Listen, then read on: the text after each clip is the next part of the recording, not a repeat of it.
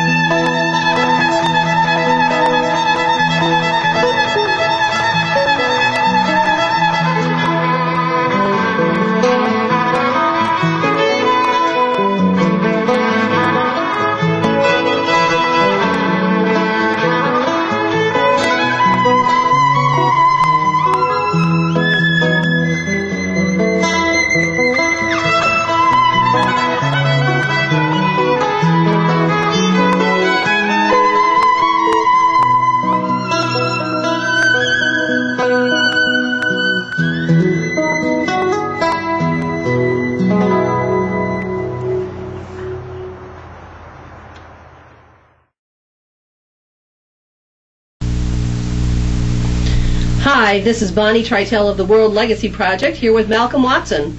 Malcolm is our Living Legacy in the Art, Education, and Humanity Cornerstone for 2009. A living legacy is someone who is consciously creating a legacy for people today and for future generations. And we have Malcolm here in our spotlight to talk about his living legacy. Hi, Malcolm. Thanks for joining us today. Hello, and it's a great pleasure to be here. Thank you. Thank you. Let's talk a bit about how you got started. I think you told me you were 5. Yes, I was indeed. My uncle, who actually was a professional violinist with one of the symphonies, gave me this tiny little violin. It was amazingly tiny. And I just knew the moment I had this violin, that's what I'm going to do. I'm going to be a violinist. And it's funny, actually, because I also had along with that the thought of I wasn't just going to play violin. I was going to be a great violinist. That's what I was going to do. But it wasn't until I was 7 that we could get a teacher for me, because back then they had the reality that any younger, you weren't up for being able to learn. So I had lessons at 7, and then at the age of about 10 and a half, 11, I won a scholarship to a music school for young talented kids. And I was there until I was 15. And then at the age of 15, I won a full scholarship to the Royal Academy of Music in London, where I started at 16, and I studied there until I was 20.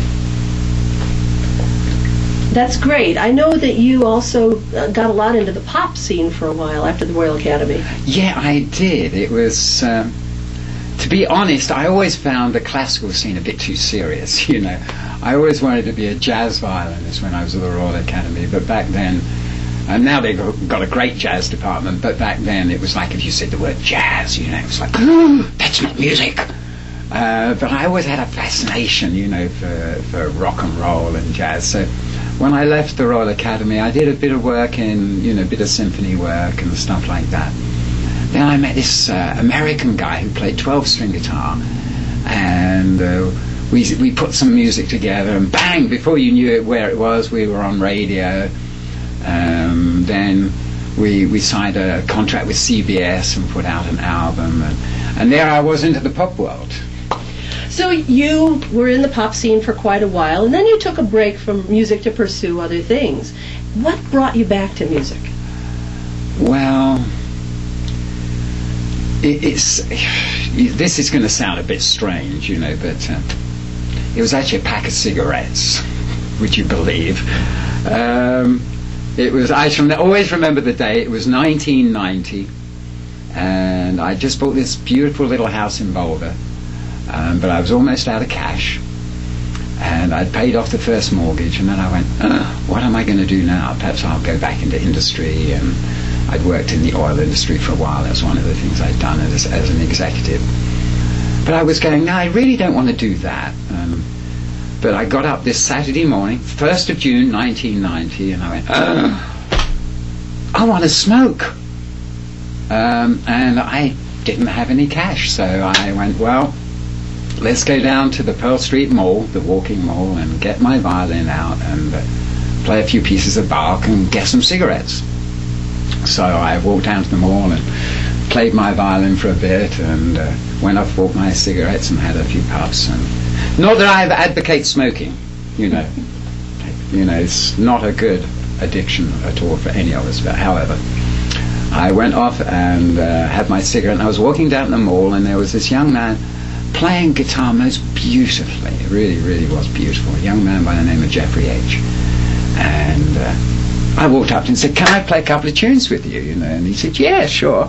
He had a little amplifier, and I plugged my violin in, and we played a couple of tunes, and he went, wow, that was amazing. You know, can we play a few more tunes? So we played a few more tunes, and by the end of the afternoon, we planned out the next 3 years. Quite amazing when you consider, if you asked me at 9 o'clock that morning, Malcolm, what are your options for things you want to do the rest of your life? At that point, for very other many reasons, music wouldn't have actually even been on the list. And yet here I was, later on the same day, with tremendous excitement, planning out years to come. It was, what a magical day. I was back on my purpose. Yeah.